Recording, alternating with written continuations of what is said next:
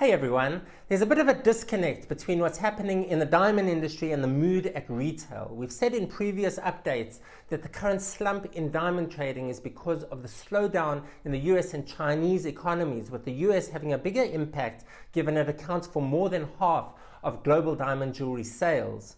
The diamond market is slow, we know.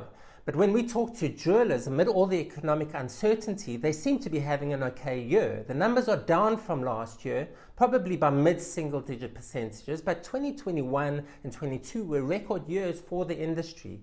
That strong recovery from COVID continued into the first 6 months of last year, so the current comparisons are relatively high and difficult to meet.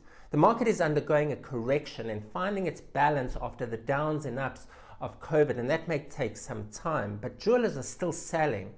Why then are they not buying and replenishing inventory in a meaningful way that would stimulate wholesale activity and demand across the rest of the pipeline? I think there are a number of reasons for this. Firstly, in times of economic uncertainty, businesses don't want to own inventory. They're hedging their bets, so to speak, because if the market does slump, they don't want to be left holding goods that have lost value and that they cannot move. Secondly, jewelers continue to get better at managing their inventory. They're taking more on memo and effectively using e-commerce to source goods from their suppliers. They don't need to hold hordes of inventory the way they used to. Why hold if you can call your supplier and have the diamond you need with you in a matter of days? Online trading and artificial intelligence is pushing the industry toward a more efficient distribution chain.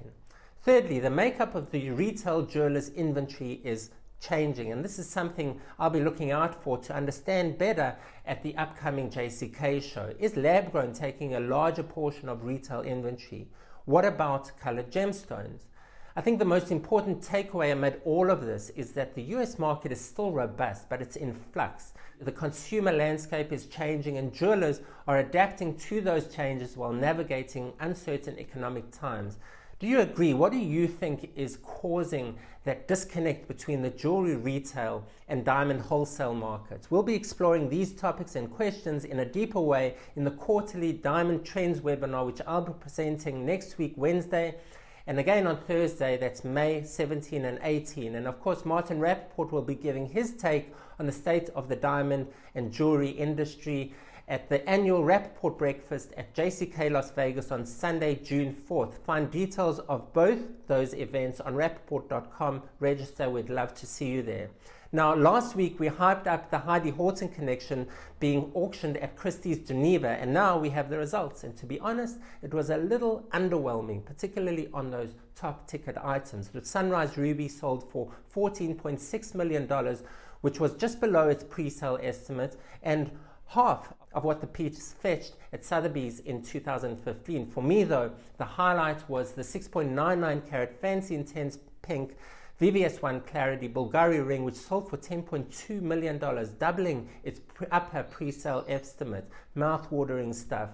That's it for this week. Thanks as always to Rapaport Auctions for sponsoring this video. You can get the best cash prices for your melee and single stone diamonds by selling them through Rapaport Auctions. Find details of the upcoming sales at rapaportauctions.com. Don't forget to like this video, subscribe to our channel for all diamond related content. If you're in Geneva this week, have a wonderful Gem Genève show. If you're not, like me, just have a smashing weekend, everyone. See you next time.